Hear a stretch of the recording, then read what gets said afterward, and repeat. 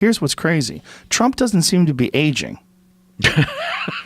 Everybody else really? You think it's ages so hard. Yeah. They age so hard because they're paying attention to everything and they have real concern. Well, yeah. He seems to be just like a fucking water on a duck's back. Well, maybe he's going to outlive us all, maybe. He's figured out how to avoid the stress, He doesn't seem any older. Yeah. Oh, you remember what President Obama looked like when he finally walked out of office? Or Bill Clinton. I saw Bill Clinton not too long ago. We were down in Little Rock.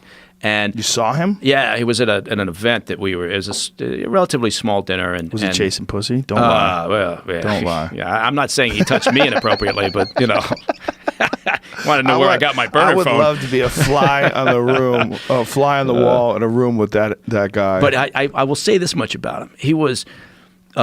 We started talking. I thought I was just going to go up and shake his hand and say, hey, Mr. President, good to see you. Because I always liked the guy, right? And aside from his obvious issue and the problem he had, in terms of his ability to govern and the fact that he's a smart son of a bitch, and he.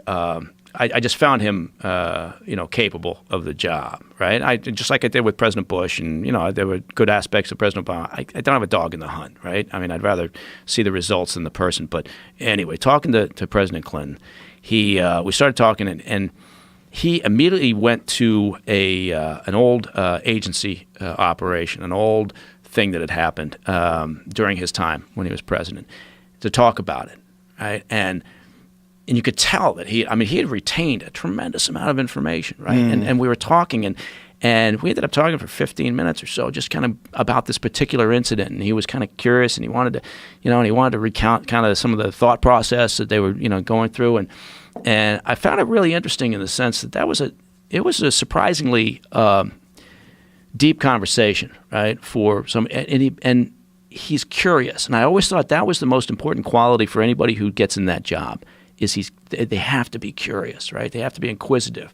And, on the scale of, presidents, where does the current president, exist in the curiosity scale? I don't know, but I think that's probably not his strong suit. So maybe that's one of the reasons why he's not aging, is because he's not asking that fourth or fifth question that leads you to the point where you go, oh, that's a pretty fucked up situation. Now we got to worry about that one. Yeah. Right? So maybe it is, water off the back, and he's figured out a way to deal with stress.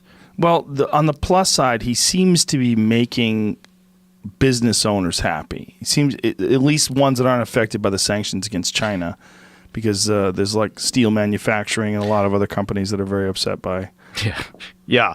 Well, I think it's the regulations that they've done that they haven't really touted in terms of deregulating some of the things. Because look, the previous administration, a lot of good points, but some bad points. And one of the bad points was this sort of the hamstringing of industry through over-regulation on everything. Right, and so lifting some of that, there's this. You can argue whether you want bigger government or less government, but you can't argue with the fact that it did unleash industry and business more than the previous administration. So that's a good thing.